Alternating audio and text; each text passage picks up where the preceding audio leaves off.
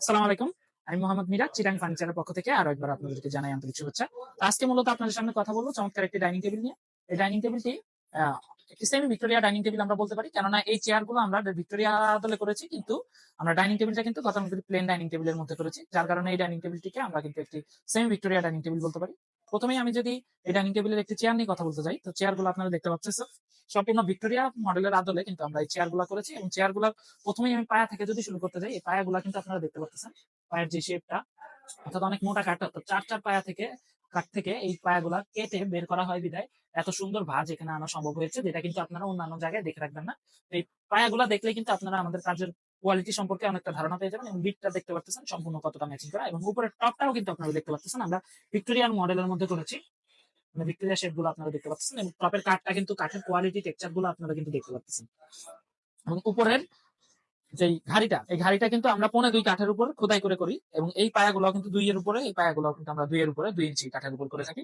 এই জালিটা কিন্তু আমরা 1 ইঞ্চি কাঠের উপর করে থাকি। এবং আরেকটা জিনিস আপনাদেরকে আমি দেখিয়ে দিতে চাই, যে আমরা যদি নিচের পোর্শনটা দেখাই চেয়ারের, এখানে কিন্তু আমরা পলিশ করিনি। সেই অবস্থায় কিন্তু আপনারা দেখতে পাচ্ছেন এখানে আমরা কোনো গরমা বা অসার কাঠের ব্যবহার করি না। এই জিনিসটা কিন্তু আপনারা এই জিনিসটা দেখলে নিশ্চিত হতে পারতেছেন। তো এই একটা চেয়ার আসলে ঠিক কতটা হেভি, এই জিনিসটা আপনারা সরাসরি চাক্ষুষ যখন দেখবেন কেবলমাত্র তখনই আপনাদের পক্ষে বোঝা সম্ভব। এই একজন চেয়ার, এবং এই চেয়ারটা স্পেসিংটাও যদি আমি বলি, আপনারা দেখতে পাবেন চেয়ারটি আপনাদের এই 6টি চেয়ারের কিন্তু একই মেজারমেন্টের উপরে প্রায় একই রকম ভাবে করা। তো এই চেয়ারের বাইরে যে ডাইনিং টেবিলটা নিয়ে কথা বলতে চাচ্ছি, যেহেতু ডাইনিং টেবিলটা আমরা প্রথমেই বলেছি যে প্লেন মডেলের মধ্যে একটি ডাইনিং টেবিল, সাদামাটা হইলেও এই ডাইনিং টেবিলটার কিন্তু স্পেসিং যেটা, অর্থাৎ আমরা গতানুগতিক অন্যান্য জায়গায় যে ডাইনিং টেবিল গুলো দেখে থাকি, ডাইনিং টেবিল গুলো সাধারণত অনেকটা ছোট হয়ে থাকে, কিন্তু আমাদের এই ডাইনিং টেবিলটার মেজারমেন্ট হচ্ছে 5.5 ফিট বাই 3.25 ফিট। অর্থাৎ আপনারা বুঝতে পারতেছেন যে কেবলমাত্র ডাইনিং টেবিলটাই ঠিক কতটা বড়। এর বাইরে আমরা গ্লাসের মেজারমেন্ট যদি বলি, গ্লাসের মেজারমেন্ট কিন্তু 6 ফিট বাই 3.5 ফিট। তো আপনারা বুঝতেই পারতেছেন যে ডাইনিং টেবিলটা ঠিক কতটা বড় করে থাকি আমরা।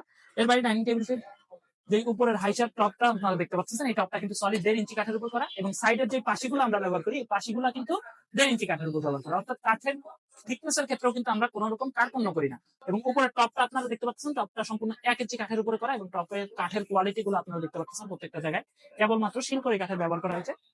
এই জিনিসটা আপনারা দেখতে পাচ্ছেন, এখানে কিছু ম্যাগনেটের ব্যবহার করা হয়েছে। এর উপরে আমরা কাস্টমারের চাহিদা মতো অনেক সময় ভিক্টোরিয়ার গ্লাস এবং কিছু ক্ষেত্রে প্লেন গ্লাসের ব্যবহার করে থাকি।